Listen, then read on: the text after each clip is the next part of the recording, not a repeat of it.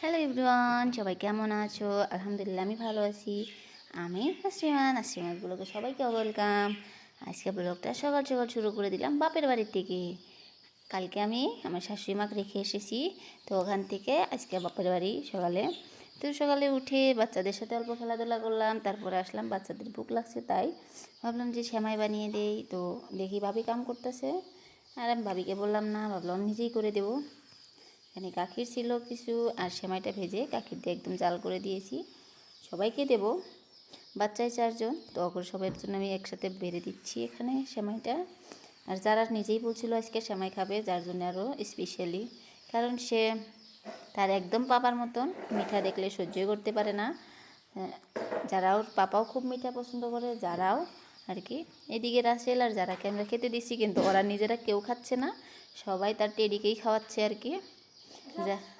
যারাও তো টেডিকেই খাওয়াচ্ছে, আবার রাসেলও। আর এদিকে চলে আসছিলাম, দেখি আমার বাস্তি দুটো ড্যান্সের প্র্যাকটিস করছে, স্কুলে ড্যান্স আছে নাকি, তার জন্যে প্র্যাকটিস করছে। আপনারা বলতে পারবেন এটা কোন গানের ভিডিও চলছে? আসলে এটা রই রই বিনানে জুবিনদার লাস্ট সং আর কি। খুব ভালো লাগছিল ওদের দেখে। এদিকে আমাদের জায়গায়, আমার বাবার বাড়ি যেখানে, এত পানির কষ্ট যেটা বলে কাউকে বোঝানো যাবে না আর কি। এদিকে আমাদের ওই সাইডে কোনো কল হয় না, হলেও মানে আর কি বহুত আয়রন থাকে। বাট কুয়ার অবস্থা খুবই খারাপ। সেদিন আপনাদেরকে দেখাইছিলাম যে আমার ভাবি কত কষ্ট করে পানি দেয়। আজকে দেখি ভাবিকে ফিল্টার বানিয়ে দিয়েছে, কলের পানি ফিল্টার করে ওরা খায়, গাও ধোয়, কাপড় ধোয়, সব কলের পানি দিয়ে ফিল্টার করে করে করতে হয় আর কি। পরে এইদিকে আমার ভাবি বলছিল এবার আমার ফাইনালি আম গাছগুলো ফুল লাগছে আর কি। ওটাই আমি দেখছি ঘুরে ঘুরে। আর আপনারা তো জানেনই যে আমি বাড়িতে আসলে গাছগাছালি সব দেখি। আর এদিকে আমাদের কাছে এটা ইংলিশে রসবেরি বলে, আর আমরা বলি স্যাঙ্গা ফল। আপনারা কী নামে জানেন এটা আমাকে কিন্তু অবশ্যই জানাবেন। এইবার প্রথম লাগছে তাই দেখছিলাম, রাসেল আমাকে বলছিল দেখো কত সুন্দর করে লাগছে আর কি। আর কি যারা আর রাসেল একসাথেই থাকে আমার বাবার বাসায় গেলে। আমার বাবার বাসায় গেলে যারা নিয়ে অত টেনশন করতে হয় না আর কি। আর আসার সময় আমি রেডি হয়েছি, যারাকে বলছি চলো যাবে না, ও একবারও স্বীকার করে না ওর নানি তুই আসবে না সেন্টার। আমার আম্মু কান্নাকাটি করা ধরছে যে নিয়ে যাবি তাই। আবার বাড়িতে না আসলে কি হয়, আমার শ্বশুর আব্বা যার আব্বা একাই বাড়িতে আছে, প্রবলেম হবে রোজার দিন, যার জন্য সকাল সকালে আমরা চলে যাব। বাড়িতে যেয়ে আবার ইফতারও বানাতে হবে, যারাকে সব কান্নাকাটি করিয়ে বার করে নিয়ে আমরা এখন রেডি হয়ে রাস্তায় চলে এলাম পিলপিলির জন্য। এদিকে আমাদের বাড়ির সামনে মসজিদের কালেকশনে বসছিল সবাই, তো ওখানে দিয়ে আমি আর যারা চলে আসলাম আর কি আব্বাকে বলে। এদিকে যারা অল্প পরেই কান্নার চুপ করার জন্য আমি বলছি তোমাকে বহুত কয়টা বউ কিনে দেবো, ক্লিপ কিনে দেবো, তো চুপ হয়ে গেছে। এটা কিন্তু একটা আমার খুব ভালো লাগা বস্তু। আমি 0 to 10 এই স্কুলে পড়েছি।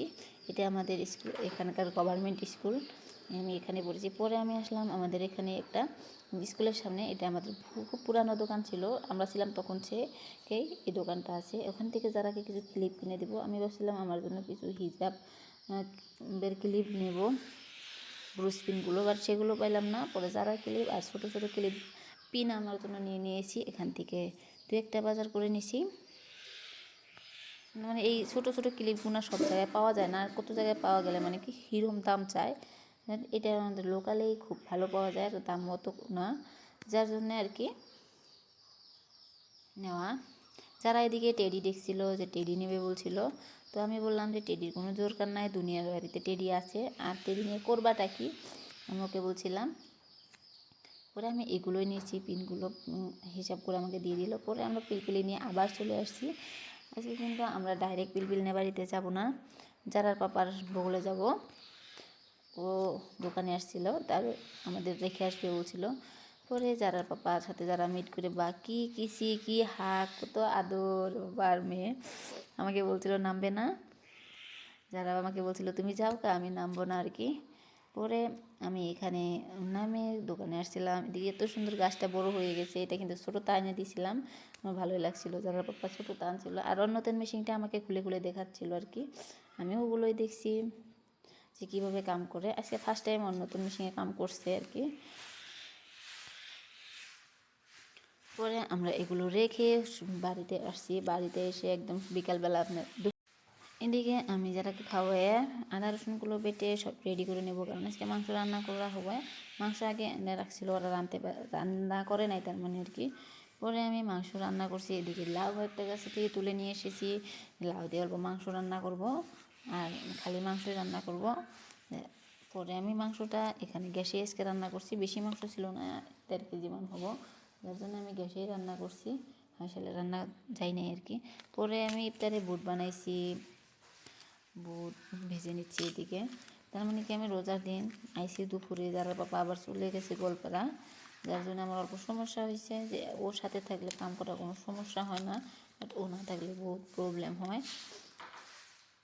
এদিকে আমি বুটটা বানিয়ে ভিজে টিজে নিয়েছি, কারণ যারাকে আমি বহুত টাইম বলছিলাম তুমি এদিকে আসো এদিকে আসো, ও তো আসছেই না, ওখানে আমার অল্প কিছু সমস্যা হয়। এদিকে খালা ধরা নামছে আমাদের এখানে সবাই বলে, যার জন্য এখন আমি কাম করা এত কষ্ট হয়েছে যে ও দৌড় দিয়েই বাইরে চলে যায়।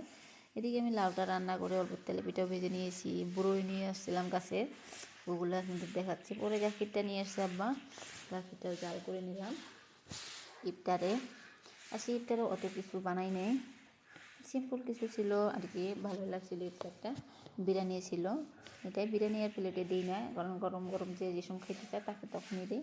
কারণ আমি আর আমিরুল ইফতারেই খাই, আব্বা পরে খাই। ইফতার খাওয়া শেষ, আব্বা বললো 1 কাপ চা বানাও, আমিও খাবো। পরে আমরা দুজনের জন্য 2 কাপ চা বানিয়ে নিলাম দুজনে। আমার শ্বশুরে দিয়ে এসে আমি বসে পড়লাম চা, বুন্দি মুড়ি নিয়ে। এটা কিন্তু আমার ভালো লাগা একটা বস্তু।